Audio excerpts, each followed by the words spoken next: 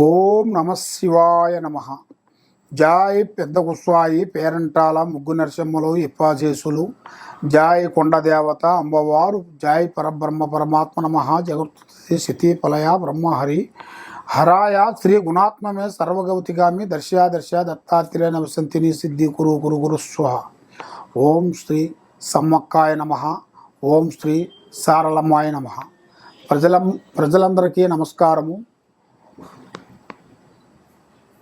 తులరాశి విధానం ఎలా ఉంది? మరి ముఖ్యంగా శనేశ్వరుడు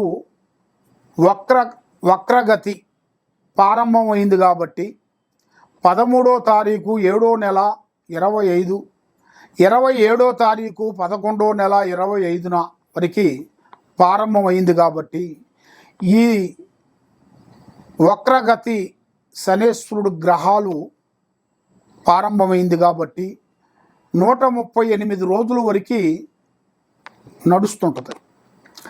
మరి ఈ 138 రోజులు ప్రారంభమైంది కాబట్టి ఈ 138 రోజుల్లో కొన్ని గ్రహాల మీద, కొన్ని రాశుల మీద కొన్ని పడుతుంటుంది కాబట్టి దాంట్లో ఏ రాశి వాళ్ళకి ఎలా ఉంటుంది, ఏ రాశి వాళ్ళకి ఎంతవరకు బలం ఉందా అనేది ఇప్పుడు మనం తెలుసుకోబోతున్నాం.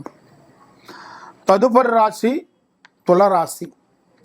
ఈ తులరాశిలో ఉండవలసిన వాళ్ళకి చిత్తా నక్షత్రము 3, 4 పాదములు అనగా, స్వాతి నక్షత్రము 1, 2, 3, 4 పాదములు అనగా, విశాఖ నక్షత్రము 1, 2, 3 పాదములు అనగా కలిస్తేనే తులరాశి ఫలితాలు. మరి ఈ తులరాశిలో ఉండవలసిన వాళ్ళకి ఆదాయములో 11, ఖర్చులో 5, అవమానములో 2, రాజపూజిత 2.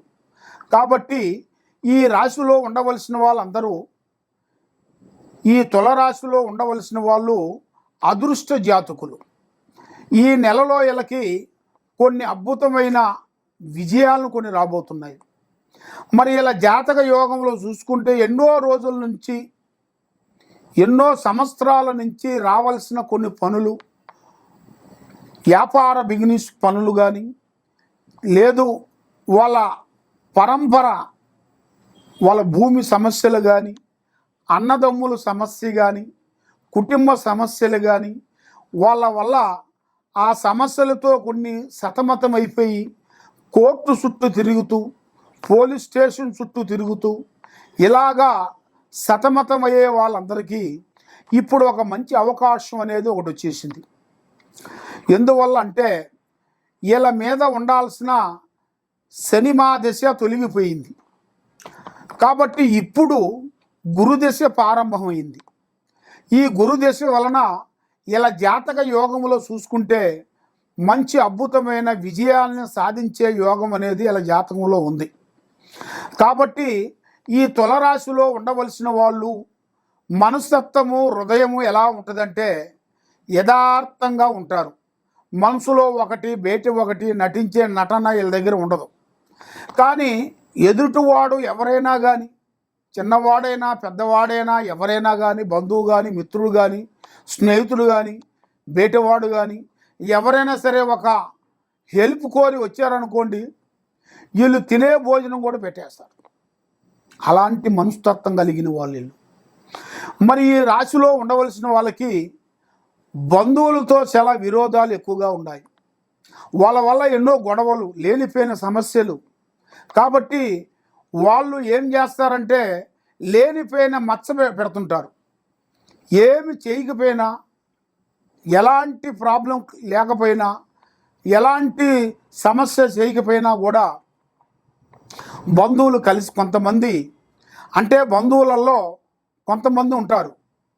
ఆ బంధువుల వలన వాళ్ళ నుంచి లేనిపోయిన సమస్యలు కొని తెచ్చుకొని పెట్టి వీళ్ళని ఇరికించేసి, వీళ్ళని అధోగతి పాలు చేసి చాలా వరకు ఇబ్బంది పాలు చేస్తుంటారు. కాబట్టి పడ్డవాడు చెడ్డవాడు కాదు కదా. కాబట్టి భగవంతుడు అనేది ఏదో ఒక రూపంలో తప్పకుండా ఆ మనిషికి సాకారం చేసి ఒక చెయ్యిని అందించి ఒక స్థాయికి నిలబెట్టే భగవంతుడు అనేది వాడు ఉన్నాడు. కాబట్టి మీరు ఇలాంటి టయాలలో ఎవరో మనల్ని ఇబ్బంది పెట్టారు, చికాకు పెట్టారని మీరు నిరాశ చెంది ఇబ్బంది పాలు కావాల్సిన పని లేదు. కాబట్టి యత్నము ప్రయత్నం రా అన్నాడు. అది మన మానవ ప్రయత్నం. మానవ ప్రయత్నం అనేది మనం చేయాలి. ఆ మానవ ప్రయత్నం మనం చేయింది ఏది మనం చేయలేము. కాబట్టి ఆ భగవంతుడు దయ వలన మీకు అష్టకష్ట దరిద్ర దోష నివారణ అనేది పోతుంది. మరి భార్యాభర్తల మధ్యలో కొంత సమస్యలు కొన్ని రాబోతున్నాయి. ఆ సమస్యల వలన కొంత నాగబంధన, తర్వాత వ్యాపార బిజినెస్లో పార్ట్నర్షిప్ కొంచెం ఎక్కువగా ఉండకూడదు, దానివల్ల కొంచెం నష్టాలు. మరి ఈ జాతకంలో ఉండవలసిన వాళ్ళకి ఒక స్త్రీ నుంచి జాతకం అనేది అద్భుతమైన విజయం సాధించబోతున్నారు. దానివల్ల ఆ స్త్రీ వలన గొప్ప విజయాన్ని సాధించే మార్గాలు ఉన్నాయి. మరి మీరు ఏ కార్యక్రమం చేయాలనుకున్నా, ఏ పని చేస్తామనుకున్నా కూడా తొందరపాటు లేకోకుండా ఆచితూచి ఆలోచించి ముందడుగు వేయండి. కాబట్టి నల్లటి వస్త్రములు కానీ ఎర్రటి వాహనములైనా కానీ ఎక్కువగా నడపకూడదు. ఒకరికి డబ్బులు ఇవ్వచ్చు, తెచ్చుకోవచ్చు. ఒకరికి నేను అంటూ ఆమెను జామీన్ అనేది పడకూడదు. దానివల్ల ఎన్నో నష్టాలు, ఎన్నో చికాకులు కొన్ని రాబోతున్నాయి. కాబట్టి ఈ రాశిలో ఉండవలసిన వాళ్ళకి ప్రజా కన్ను ఎక్కువగా ఉంది. ప్రజా కన్ను అంటే ప్రజా దిష్టి.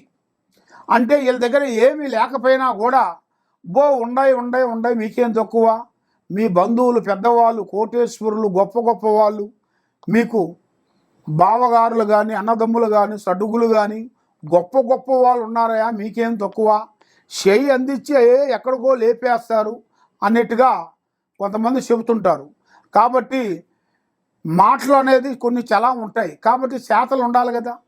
మరి ఆ చేతలు కావాలంటే మీరు నిర్భంగా నిలబడి కూర్చొని చేయాల్సిన కార్యక్రమాలు ఎన్నో ఉన్నాయి. కాబట్టి మరి మీరు చేసే పనులు, మీరు చేయాల్సిన భగవంతుడు పూజా బలము చేయాల్సింది శ్రీ వెంకటేశ్వర స్వామిని మీరు పూజించాలి. 7 వారాల పాటు ఆ వెంకటేశ్వర స్వామి పూజా బలాన్ని అనేది ఇంట్లో పెట్టుకొని మీరు పూజా బలం చేసినట్టుగైతే మీ మీద ఉండాల్సిన అష్టకష్ట దరిద్ర దోష నివారణ పోతుంది. మనసు శాంతం అవుతుంది. ఏ పని చేసినా విజయవంతం అవుతుంది. కాబట్టి మీరు ఎక్కడెక్కడో పోయి జ్యోతిష్యం చెప్పించుకొని నిరాశ చెంది ఉన్నారు. కాబట్టి తప్పకుండా ఈ కింద ఉండాల్సిన నెంబర్కి మాకు సంప్రదించినట్టుగైతే మీ పేరుని బట్టి, సమయాన్ని బట్టి, జాతకాన్ని బట్టి ఎలా ఉందా అనేది చూసి చెప్పగలుగుతాం. సర్వో జనా సుఖినో భవంతు. ఓం నమః శివాయ నమః. అదృష్టం, జీవితం, లలాటకం, యోగం, నక్షత్రము, స్థానబలము, పూజ బలం. కానీ ఈ శనేశ్వరుడు వలన కొన్ని సమస్యలతో చాలామంది ఎదురైన వాళ్ళు, ఎంతో వరకు పెద్ద పెద్ద భగవంతులు, దేవుళ్ళు కూడా ఆ శనేశ్వరుడు ప్రభావం వల్ల ఎంతో బాధలు పడుతూ, ఆ శనేశ్వరుడు వస్తున్నారా అంటే ఎంతోమంది భగవంతులే పక్కకు వెళ్ళిపోయారు. మనం మానవులం కాబట్టి మనం కూడా కొన్ని జాగ్రత్తలు కొన్ని పాటించుకోకుండా ఏం కాదులే అనుకుంటే దానివల్ల ఎన్నో ప్రమాదాలు, ఎన్నో చికాకులు, ఎన్నో ఇబ్బందులు ఉన్నాయి. మరి ఈ శనేశ్వరుడు ప్రభావం వలన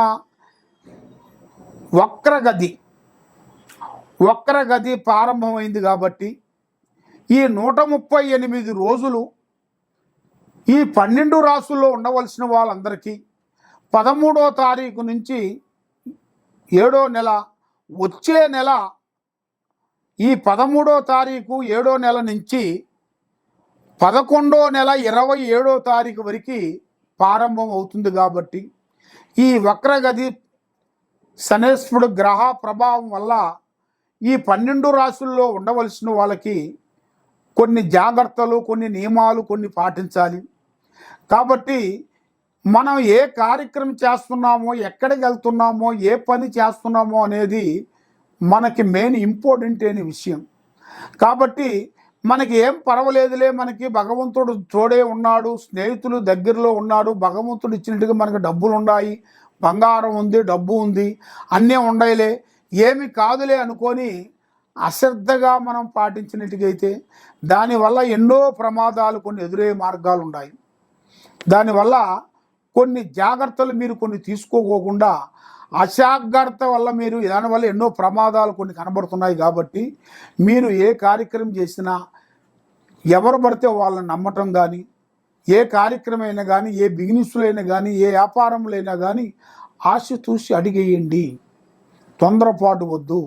మీలో ఎలాంటి సందేహాలు ఏదన్నా ఉన్నా ఈ కింద ఉండాల్సిన నెంబర్కి మాకు సంప్రదించినట్టుగైతే మీ జాతకాన్ని బట్టి, మీ యోగాన్ని బట్టి, మీ నక్షత్రాన్ని బట్టి మీ కుదురు ఎంతవరకు వచ్చింది, మరి మీకు ఇంకా కుదురు నుంచి ఎప్పుడు వరకు రాబోతుంది అనేది మీ స్థితిగతులు మొత్తం చూసి చెప్పగలుగుతాం. దేనికైనా ఒక పరిష్కారం దొరుకుతుంది. మనకి ఏ గ్రహాలకైనా ఒక పరిష్కారం ఉంది.